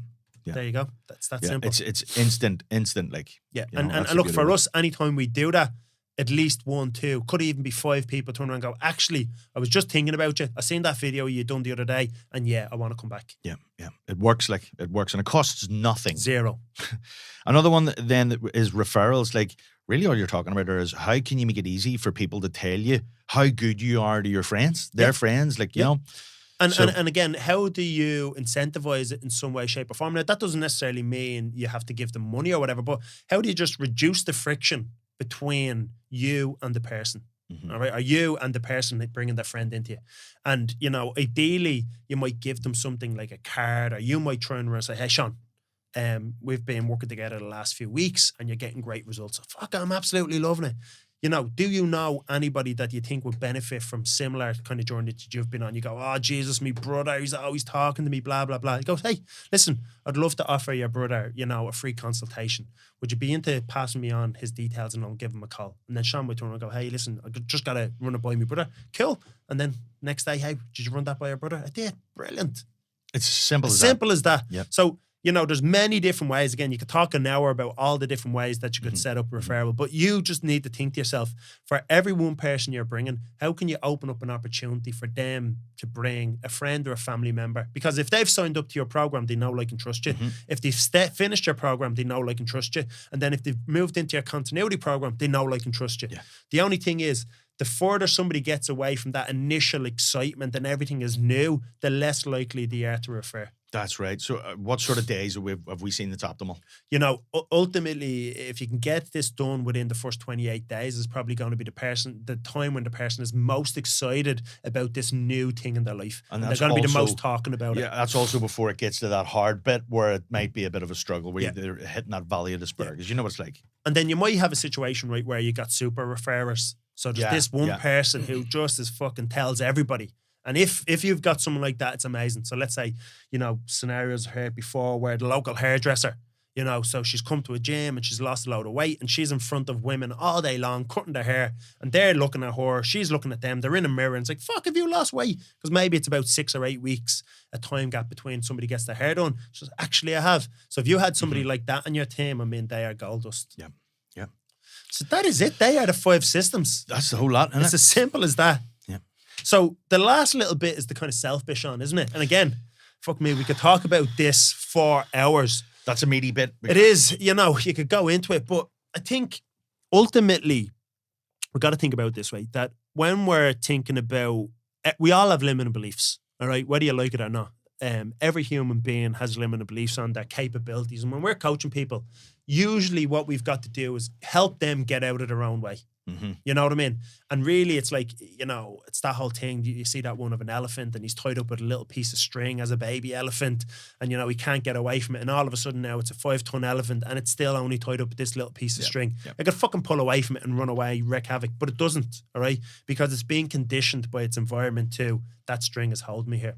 We've all as human beings have those things. So, you know, it's usually when it comes down to money, it's like, oh, you know, I can't charge that much. So the only really way to get over that is to really get some sort of outside eyes, isn't it? Yes. And hire a coach, really. Yes, because look, you're stuck inside the pickle jar, as the analogy, you know what I mean? And you can't read the label from inside the pickle jar. So you're getting the outside eyes to show you the perspective that you don't see from the angle you're looking at it. 100%. And that, you know, if people are working through the stuff that we've given them now, we've helped businesses go from, you know, 0 to their first 5 clients, to their first 10, 15, 20, 25K. And when it gets to that sort of region, it's not the systems anymore. You've implemented them. No. You've got that shit working. Now it's like it's the law of the lid, isn't it? Yeah. You are the uncapped potential in your business now. Yeah. So you're holding it back from growing. And it's the stories, the beliefs, the condition that you need help breaking through. So you either need a coach or a mentor or somebody that is ahead of you in some way, shape or form to like get you to see what you can't see, or you need a group of people who are all on the same journey as you. So that could be like a coaching group or a mentoring group where you're in there and you're like, fuck, that person's earning, you know, 100 grand a month. And I thought 10 grand a month was a lot of money. It's like, fuck. All of a sudden now 20 grand seems like, you know, it's easy. So without that perspective, sometimes again, it goes back to that elephant. You're tied up. You have your own shackles on, even if they're metaphorical shackles, and you can't kind of see any possibility. Yeah, or it's that the expect, like if you're the smartest man in the room, you're in the wrong room. Yeah. Sometimes you're the king of your own shade pile, like you said there. You're thinking like, sure, I'm doing great, until you see somebody else. Yeah. And that gives you that sort of the comfort level of the push through your comfort zone, innit? And maybe the last bit on self is like, sometimes it goes back to, again, what we said in structure. We said in structure that there's money, there's time, there's impact. And sometimes like just earning more money is not actually what people want. No, a lot of the time. They come back and they're breaking their bollocks trying to earn more and more money, and they turn around and go, I'm fucking miserable with this. It's like, I was way happier when I had 80 clients. Now I've got like 150 clients and I'm miserable. Go back to the 80. So it's not always like, so we've had people, they have the best life ever and they're like, now I need more. And it's like, dude. For what? For what? Yeah, what's the purpose of the money? Exactly. If it doesn't have purpose, it is, again, it's pushing that success over the cognitive horizon. Yeah. So it's not always about pushing forward. You need a good coach who can sometimes pull you back and tell you you're talking shite. Yeah. And again, you know, it's sometimes maintenance is progress. Yeah. I know fairly often people tell you, if you're not pushing forward, if you're not growing, you're going backwards. But there's not just monetary growth. There's other types of growth. There's No doubt. growth between the relationships with yourself. There's Spiritual growth. Yeah, if Personal you're into growth. that, you can be out hugging trees, doing all that shit, taking shrooms. Maybe that's another episode. But again, it's like there's all these different forms of growth, and I think we all want to be challenged. We all need to grow, but it doesn't have to be more money, more money, more money. So, where do you want to go with this now? I think that's a crack, Jay. I reckon if people were implementing that, or maybe, like, here's something, because we've talked about, there's conceptually what you have to do. But let's just say, if I was to give you a scenario, like, Boom, quick fire. you're going to set up an online business. You've Yeah. got fucking 0 clients. What's the first things you do? You have 30 days. So we've 30 days. Yeah. So number one, who the hell am I coaching? All right. Okay. Number two, what is the product or what is this problem that I'm going to solve for them? So let's say if I'm coaching dads, the problem that they're going to have is they're probably going to be overweight. They probably haven't got much energy. They don't have much time. So the problem is, whatever the program is, has to solve those problems for them. Okay. And then what I'm going to do is set up like some sort of guinea pig offer. So Okay. it's like, hey, What's the idea with that? The guinea pig offer is like, hey, I want these people to test my product or service because you probably don't have credibility. Okay. All right. So I want X amount of people to test whatever this product This thing is. is going to take you from here to here. Exactly. So it's Okay. like, lose 10 pounds in 10 weeks or whatever, whatever the thing might Okay, be. gotcha. And obviously, all you want to do is get people to raise up their hands. You're going to be putting out content which is speaking directly to that person every single day. You're going to move people from there to DMs. Within your DMs, you're going to move them through and find out where they are now, where do you want to get to, why do you haven't got there, and then you insert your product into that place. Okay. Do that. So what Lots. do that every single day until you get your first 5 people. And it's literally, the thing is that people got to realize is, even online, chances are the first 5 people you're going to already know them. Yeah. They're going to be in your sphere of influence. That's right. Okay. So yes, you are delivering the product online. You're communicating it online, but there's still probably going to be people that actually know you in the real world. Then when you get those first 5 people into that product, then you can use them as testimonials and flesh it out there. Because again, going back to that now, like in trust and credibility, the problem is a lot of people don't have credibility. So they don't have a shitload of followers, which is credibility, or they don't have testimonials, results, which is credibility. So they've got to, that's I suppose the main objective within that first 30 days. I love it.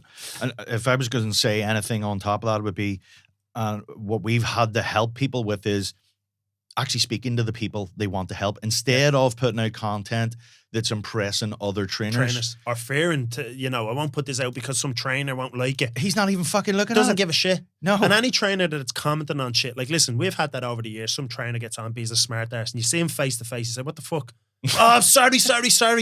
It's like they're all big fucking Johnny Big Balls on a computer, and then you see them somewhere and they won't even fucking come over and say it into your face. So it's like, not that you want to be big aggressive, getting on saying, I'm going to pull You somebody's sound big balls aggressive, off, Jay. but you get me. And it's like, so just fuck them. They're going to say it anyway, aren't they? Oh, shit. Yeah. And anyway, while you're sitting there worrying about his business, You're not looking right? after your own. Exactly. Who's running your business? So fuck him. Do it anyway. And listen, if somebody talks a load of shit, just use it to your advantage. We do it all the time. So we take a message, somebody goes, you're a dickhead.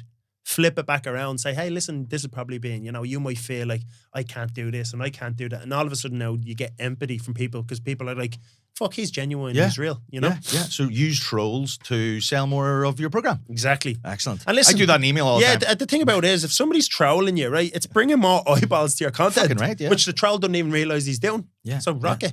Sometimes you only taste the success, as they say, is taking a bite out of somebody else. So fuck Emmons. Yeah. Now, but look, if you were doing that and you were a personal trainer in a gym, it's pretty much the same thing, It's except the same concept, the isn't it? medium is you're not going to go online. So the thing there is, right, if you're in a commercial gym, the number one thing that you want to do is do classes. Yes. All right. Why? So it's like, Why? Because when you're doing classes, it gives you an opportunity to be in front of 20 Lots of people, Right. yes. So listen, if I was in any of the commercial gyms and they asked me to do a class and I'm doing a kettlebell class and I see somebody struggling, or I see somebody's picked up a little bit of an injury, or I see somebody's fitness level is down, I'm going to focus in on that person and try and help them even more and say, hey, listen, if you've got a few seconds or got a minute, stick back after the class. I'm going to help you with that squat. Then they stick back after the class and help them. You don't have to turn around and go, oh, do you want personal training? Just help them. Know what Now- the next step is. Exactly. And understand what we've said to you already, that you're not going to go from zero to client. You're building trust and they go, fuck, You become now the expert again in a bricks and mortar, a 3 mile radius. That's but in it. the gym, you want to be the expert in the gym. Absolutely. And the most approachable person. You got to understand that if you're big and jacked and fucking shredded and you've got your hair flicked over, tattoos all down your arm, fucking turkey teeth, this is what a trainer looks like now in 2023. Let's say you got all that shit, you're looking shit hot. Right. To the average person, you're probably quite intimidating. Yeah. All right, so the average person is probably going to struggle to come over to you. So you want to let some of that down and get in there, do those classes, help as many people as you can in the classes, and then set yourself a target to maybe have 5 conversations a day. Yes. So if you have 5 conversations a day and you're that's the working target. 5 days a week, that's 25 hours. The other thing is, you know, if you're in the gym and you're meant to be in there for 4 hours or 5 hours, well, fuck it, be in there the rest of the time. Yeah. Be in there, do your own training in there, talk to people, have a bit of banter with people. That's what I couldn't understand. Trainers who like done their week class and then fucked off. It's like, how do you expect to build a business if you're Because not what there? they're doing is they're at home doing fucking reels. Oh, to, shit. to nobody who gives a shit. And when there's like 2,000 people in the gym. Like, what you have to do there is convince them twice. Convince them to join whatever fucking gym, right? And then convince them to come in. And out of all the people, go to you. And you're the one that isn't walking the fucking floor. If you're working in a gym and you're a trainer and you're starting out, forget about social media. 100%. Just do not just don't even fucking have it. Just forget about it. Go up and speak to people. Now, listen, when you get your first 5 or 10 clients, now social media might be a thing that you introduce in, because maybe you want to start scaling things and maybe you want to do something online. But in the short term, forget about that. So do the classes, give huge value in the classes. Try and pinpoint people that need more help. Give those people more help. Find the kind of people you like to train. Exactly. Learn from the conversations you have. Hone your message. Have 5 conversations a day, and then move as many of those conversations as possible to the next step. And whatever that next step might be, it might be a sit-down consultation or an assessment or a free session or one of those type of things. And then from, let's call it that consult or that low barrier offer type thing, we're going to move them in, transition them into a program. One thing for one-on-one training, do not discount your service. So a lot of times when we're talking about low barrier offers, we bring the price down of it because we're bringing those people into a group setting. And we probably didn't say that earlier, but do not do that with PT, because obviously then your hourly rate is going to go to the toilet. And then those people are not going to go from like a €15 session up to a €30 session. It's just like, it's too big of a jump. Yes, I hear you. So people are doing like, oh, it's 80 quid a session, but if you sign up for 3 sessions, it's discounted and all this shit. All It's that like, shit, where do you go with this bollocks? It's like, yeah. and that's back to the structure stuff at the start. It's like, this is how I sell. This is the way I sell it. Yeah. You know, if you want to do business with me, that's what it looks like per month for 8 sessions and 12 sessions. It doesn't change. 100%. If you want to sit down, this is what we do, and I'll give you this time for free. Yeah. If we're moving forward one of these 2 ways. 100%. Love it. Boom. Now, that is the crack. What about if somebody wants to open up a gym? Don't do it. So this is the thing again. Look, open gyms is great, but sometimes trainers are like, they think to themselves, you know, whatever, they're making $5,000 a month in a gym or something like that, you know, small rent, blah, Or blah, like blah. Andrew, he was making 7.5K, Yeah. paying 500 quid rent. He's taking home $7,000. He's like, I want to open a gym. We were like, Why? why? Yeah. And it's like, if he was to go and open up a gym, he'd probably have to make fucking 20 grand. Listen, I'm not a bloody accountant, but you know what I mean. Oh, Probably Jim, have by to the make time you pay tax and other trainers, bills, yes. blah, blah, blah. Yes, So it's yeah. like, if you're going to open up a gym, you know, really think about what area you're moving into. So a lot of people, you know, they live in a certain area and they open up a gym there. It's like, why did you do that? Right? It's like, and you want to charge a premium. It's like, well, maybe the people in that area can't afford that premium. But so if you're going to open up a gym, pick the right location, pick the right product they're offering or service, and then rock and roll. If your main thing is money, pick a franchise. No doubt about it. I was Because it's like having that conversation with James Cummins the other day, and it was like, he says, if my son said he was getting into fitness, he was going to open a gym, I'd tell him to just pick a fucking franchise. Yeah, like if you look Because at like you're an gonna blow your bollocks F45 off. or something like that, like you're not going to compete with them No. in terms of they have such a polished product. There is so much to do to polish up a product that the average person is never going to do it. Yep. All right, the average gym operator. So it becomes like, you know, it's just your business and you're going to work in it forever until you stop, and then the gym is going to close down. That's most, if we're being real, most gyms are like that. So if your main thing was money, and your main thing was like, I want to impact as many people as possible, a franchise is probably going to be the quickest way to do that. Now, the problem for us is like, we mightn't get fulfillment out of that. Because you're looking at it going, that's not how I would train people. I don't believe in that. So It's it like, just, again, it goes back to that double-edged sword. structure piece Yeah. that we said at the beginning. If you don't understand that structure piece, well, then nothing after that makes sense. Yeah. So, listen, if you were opening one up, again, it's really about getting around and knowing the people, becoming 5 mile or 3 3 mile mile famous, So 100%. actually get in and actually speak to people that's in your local area. bring in people that you probably already know, and that's probably going to be the best way to do it in the short term. I think that being an entrepreneur in somebody else's gym is still a much better way. 100%. I would start there. Yeah. Even if you did have visions of opening a gym in the future. Yeah. Learn off Prove other people. if you're so good, you can prove it. Go and train people. Get enough clients underneath your belt and experience underneath your belt that actually the only thing standing in your way is that you're limited in the growth that you're in because of the facility that you're in there. That would be the thing. And you'd still need to have something innovative. Yeah. If you're just going to do something that somebody else is doing for less money, that's a shit idea, I think. Well, listen, the thing is that you run into problems because you can't afford marketing. Yeah. You can't afford coaches, you can't afford equipment. There's all this shit that you can't afford, which means that in the long run, and when we're talking about the long run, we're talking 5, 10, 15 years, not like 6 months. Because it's like if you're in the fitness industry and you haven't been doing it like more than 5 years, there's probably a 50 or 60% chance you won't be doing it. Yes. So that's a bit scary now. They're not trying to put motherfuckers off, but it's like, listen to people who've been doing something for a long period of time. Hear what they have to say. Listen to people who are shit hot on the social media. Learn off them and try and combine the two to make something which is uniquely you. Because success leaves clues. Yeah. That's probably a wrap, my man, is it? That's the lot, Jay. That's all we got. I'm fucking sick of talking talking myself now. out. Aye. Yeah, I'm going to have to have a little snooze or another coffee. Lovely job, man. Thanks. Thanks.